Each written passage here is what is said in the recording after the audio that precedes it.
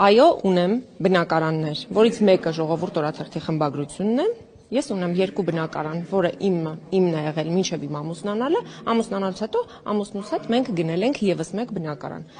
Եվ առաջիկա 3-ն ունեմ։ Առաջիկայում պատրաստում եմ գնել 4-րդ հնարեք ջան, եկամտահարկից օգտվելով, ինչպես բոլորը։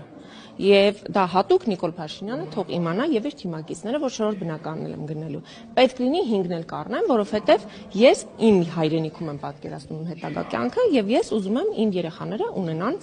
ապագա։ Հա, 3 բնակարան, որից մեկը ժողովուրդ օրաթերթի խմբագրությունն է, 2-ն էլ Երևանում են եւ մենք դրանք օգտագործում ենք եւ լավ ենք անում։ Մյուսն էլ մինչև ամուսնանալն եմ ես ունեցել, այո, իդեպ բոլոր բնակարանները գնել եմ,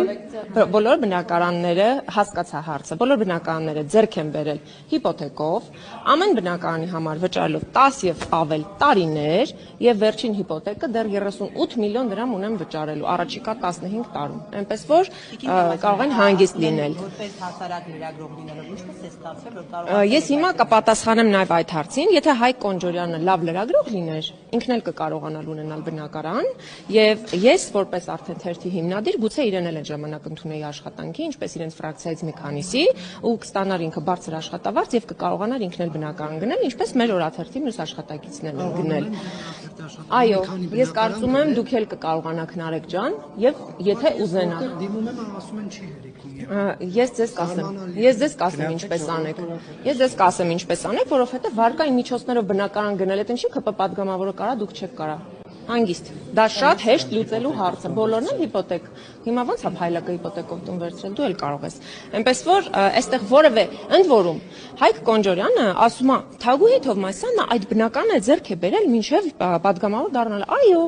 Բայց ձեր նման ոչ թե մանդատ եմ ստացել իշխանությանը մեկ էլ հետո նոր տների տեր եմ դառել։ Ես կայացած մարդ եմ եղել մինչև падգամավոր դառնալը եւ իմ պրոգրեսը եղել է իմ կյանքի 23 տարեկանից սկսած։ 23 տարեկանից սկսած ես աշխատում եմ ոչ թե